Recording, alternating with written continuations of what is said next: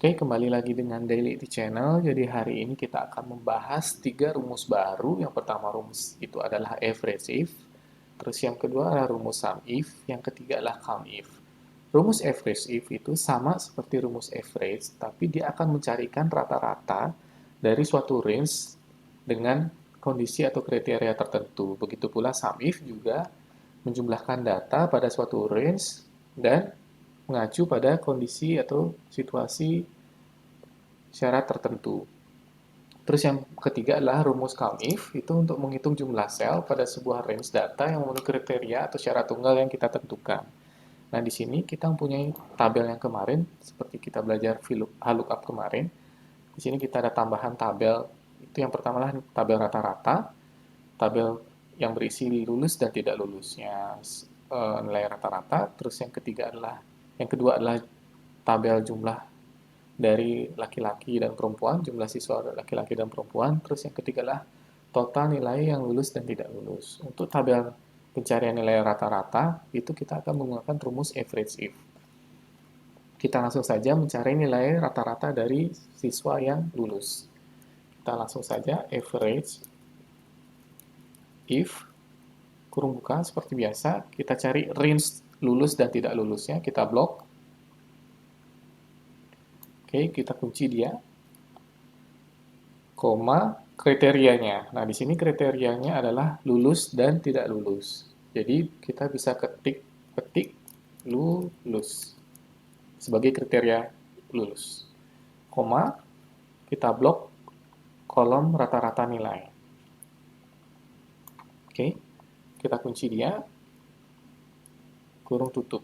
Nah, di sini nilai rata-rata dari siswa yang lulus itu adalah 81,17. Kemudian kita mencari nilai rata-rata yang siswa tidak lulus. Average if, kurung buka, kita blok statusnya, kita kunci dengan F4, kemudian ketik tidak lulus. Ya. Kemudian koma lagi, kita blok range dari rata-rata nilai, kita kunci dengan F4, terus kurung tutup. Oke. Di sini kita sudah mendapatkan rata-rata dari nilai dari siswa yang tidak lulus adalah 55,33. Lanjut ke tabel berikutnya, kita akan mencari jumlah siswa laki-laki dan perempuan dengan menggunakan count if. Count if, kurung buka, kita blok range kriteria kita. Oke, kita kunci dia, F4, koma, petik L. Petik lagi, ya. Kenapa kita menggunakan petik? Karena L itu merupakan kata-kata atau string, ya. Apabila itu tidak kata-kata, kita bisa ketikkan saja angkanya. Oke, kurung tutup. Nah, di sini kita sudah mendapatkan jumlah dari siswa laki-laki adalah sebanyak 6 orang. Terus kita cari jumlah untuk perempuan, sama dengan count if, kurung buka, kita blok kriteria yang pertama laki-laki dan perempuan, F4, terus kita ketik P untuk mencari kriteria perempuan. Nah, di sini kita sudah mendapatkan jumlah siswa perempuan adalah 5 orang.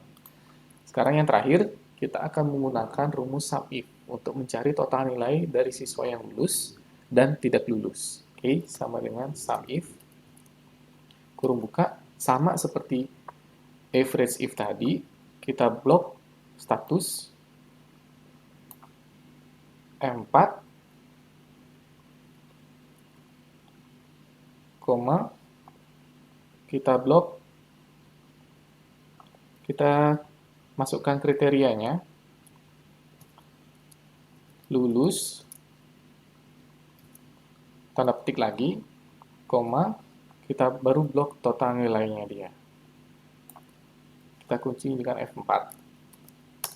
Nah, di sini kita sudah mendapatkan total nilai dari siswa yang lulus. Sekarang kita mencarikan total nilai siswa yang tidak lulus. Sama dengan sum if, kita blok range statusnya, kita pencet F4, Terus kita masukkan kriteria yang kita cari, tidak lulus, tanda petik, tidak lulus, tanda petik, terus kembali lagi dengan koma, kita blok range dari total nilainya. Kita kunci F4, kurung tutup, enter. Nah, di sini kita sudah mendapatkan jumlah nilai dari siswa yang tidak lulus. Oke.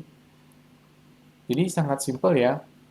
Rumusnya perkembangan dari rumus sum, average, dan count if kemarin. Jadi dengan catatan itu apabila ada if di belakangnya berarti ada kondisi yang kita jumlahkan, kita carikan rata-rata dan jumlah selnya, mencarikan jumlah nilai selnya itu sendiri. Nah, mungkin ada cara yang berbeda yang bisa kita pakai karena tadi kita menggunakan string dari lulus dan tidak lulus. Nah, di sini kita harus pastikan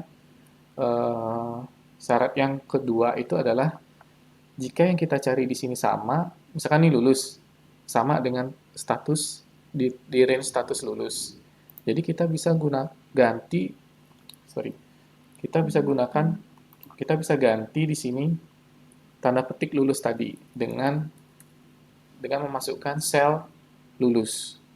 Apa sel O15, sel O11 di mana sel O11 itu valuasinya adalah lulus.